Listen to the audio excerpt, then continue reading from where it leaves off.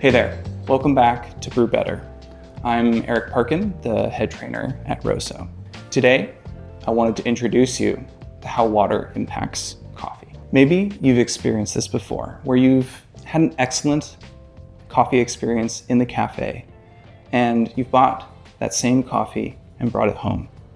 But when you go to brew it, the shine and the vibrancy isn't there in the cup. So easy to start looking at your equipment and thinking that's the problem. But it might be something a little bit more simple. It might just be the water that you are using to brew. Very commonly, the water that comes from our taps, if it's drinkable, is not optimized for any sort of coffee brewing. It's just meant to be as safe as possible. So the general hardness of that water might be too high for your coffee. For example, in Calgary, where we're based, the water hardness fluctuates with the seasons, but it can go anywhere between 150 to almost 300 parts per million. That is too much mineral hardness in our water for brewing coffee. So even excellent, bright, delicious coffees come through as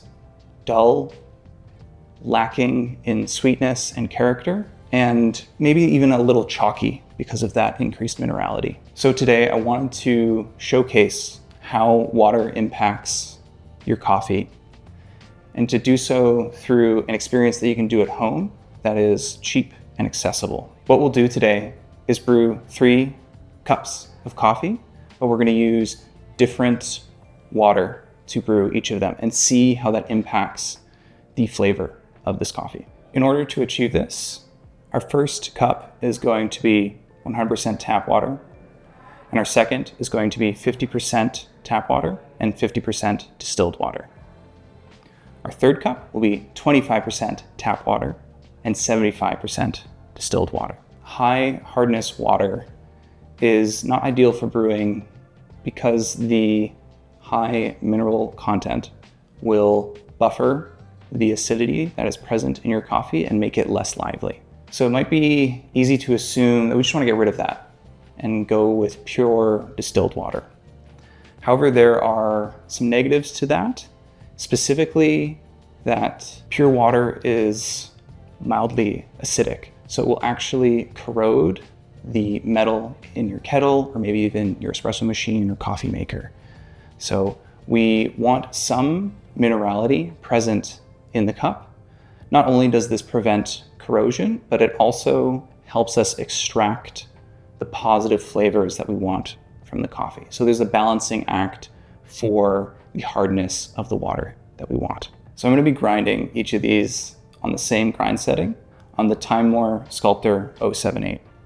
I'm using the grind setting of 10 on here, but the grind setting that you choose to use doesn't necessarily matter. I'd recommend just using whatever you normally use to brew with, because we want it to be a consistent grind setting across the brews so that the difference in flavor comes from the brewing water more than from our technique or grind setting changes. And now I'm gonna grind my coffee. So for the first cup, I'll just be pouring straight from our kettle, and then for the other 2, I'll be weighing out the split of the 2 different waters in this little carafe. So this is the tap water. It's going to be the hardest water that we're using.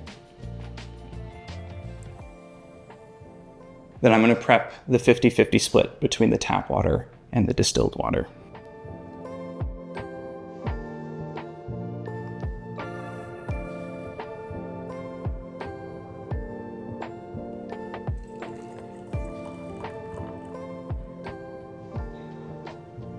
And we just let each of these cups steep for 4 minutes before breaking the crust.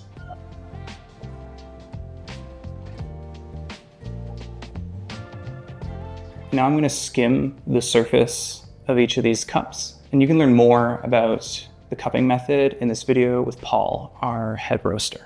I'm going to go from that hardest water to the softest, and then I'll bounce around as I see fit.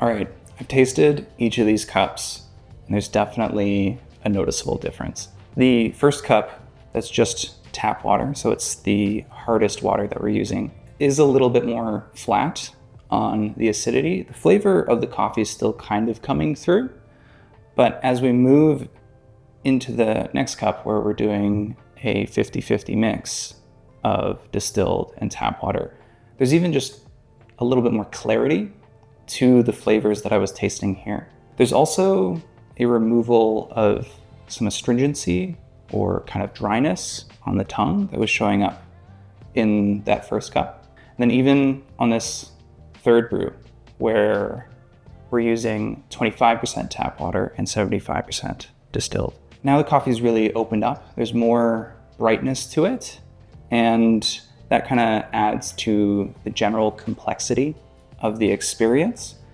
I think this is closer to what I would want people to experience from this coffee, a more complete picture, if you will. So this experiment is a way for you to see what level of hardness in your water will benefit the coffee that you like to drink.